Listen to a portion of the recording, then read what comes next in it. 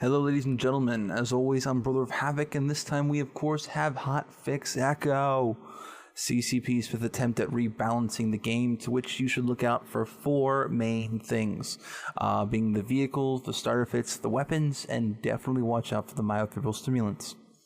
Of course, of the four, Hotfix Echo focuses mostly on the tanks. The biggest thing about the changes to the HAVs is, of course, the new progression system. HAVs will now have standard, advanced, and prototype, as well as requiring small turrets. Now, some players may be mad at this, but the upside is that the Gunlodges and Madrugers will have extra power grid and CPU so that you can fit most of the modules that you want. Of course, CCP does not wish to remove solo tankers, so they've created the Gladius and the Marduk, which are incapable of having small turrets. Now, you might think that this means that players will be able to put all the proto modules on their HAVs, but the Marduk and Gladius will have reduced power grid and CPU to compensate for the lack of small turrets. Of course, there are some new vehicle modules, such as the shield regulators, active heat sinks, and active dispersion stabilizers, but the biggest change, in my opinion, is the buff to armor hardeners. They now have the same resistance bonus as the shield hardeners. This has led to a return of the armor tankers, especially as the hardeners require more power grid and CPU than they previously used to, meaning that the tanks can no longer stack 3 or 4 of these things in the same vehicle.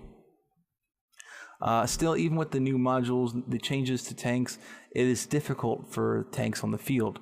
The new starter fits, Shield AV, and Armor AV are ensuring that every player has the right weapon for the right job. However, this is only for new players. Veterans such as myself do not yet get this feature for some reason. Maybe it'll be in a future update. Maybe this was their intention. I do not know. Other than the variation to the AV starter suits, all of these starter suits have been adjusted so that there is more variety and less uniqueness to the racial starter suits. Every suit will now have a combination of 2 and 1 for their highs and lows. Okay, so this is where I have issues with Hotfix Echo. The weapons. Let's start off with the good. The heavy machine gun, or commonly known as the HMG, the standard and burst variants are getting a range reduction. I'm surprisingly okay with this. Now, the Assault HMG, that's the king in my opinion. Styled after the Alex's modified HMG, it boasts the slowest rate of fire of all the HMGs at just 600 rounds per minute.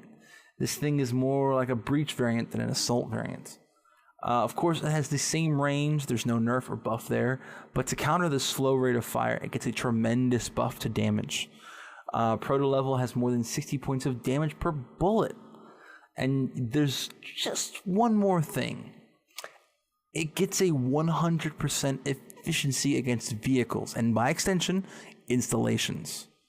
I like the idea, to be honest, but to be able to damage vehicles with an HMG, it's kind of like, heavy piercing rounds out of a big thing at high fire rates. I don't know. It should do that.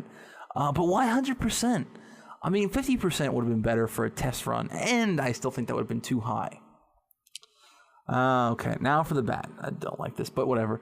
The plasma cannon and the assault scrambler rifle. Why do I put the plasma cannon with the bad when I use it so often and I enjoy playing it with it? Because it already did enough damage before Hotfix Echo. Now with CCP's 13% buff, the Allotech plasma cannon is able to punch through the shields of just about any armor and shield tank out there, provided they don't have shield hardeners or shield extenders. Not only that, but once they punch through the shields, they can do a considerable amount of damage to the armor beneath, especially if you're talking about a Gunlodge or the Gladius. Oh, and the officer version is downright insane. And by extension, the experimental weapons, because they are basically the same. The assault scrambler rifles. I think what I've been able to gather about this is CCP came up with the idea of there's not enough kills with it in PCs. So they decided to give it a damage buff. Well, I'm hoping to put out a video about this later and why other weapons aren't used in PCs anyway, so I'll go into more details about this later, but suffice it to say, I don't think it needed a buff, and this is not a good section for me. Okay, lastly on my Hotfix Echo list of things to talk about, the Myofibrils stimulants. Now, I've gotten a few comments here and there over the past couple of days that some people believe I knew about this beforehand. I just want to completely tell you right now that I knew nothing about this. And I was probably more surprised than anyone when after I got the update installed, I started jumping around with my melee fitting. I started using the Myofibrils because players had become lax around melee fighters. They've got an ear out for the sounds of shotguns, cloaks, and Nova knives, but the melee punches, I think that they just assume a teammate is trying to get their attention. But I used them because I was getting bored with my normal layout of weapons. Plus I had the SP to spare. Now they've got a jump boost. How much? I don't know. But with 5 of them, you can jump onto an RDV from flat ground. That's ridiculous. And it's a game changer if I ever saw one. Players can get over walls, jump onto installations, get to places that normally would have needed dropships. And there's a lot more falling suicides.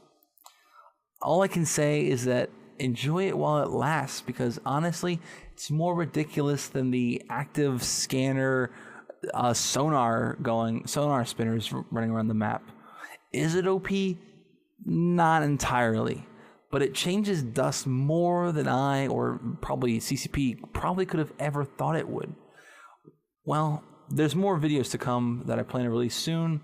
That'll go more in depth with some of Hotfix Echo. For now, if you haven't already, please like and subscribe down below. And as always, I'm Brother of Havoc. Good night and pleasant dreams.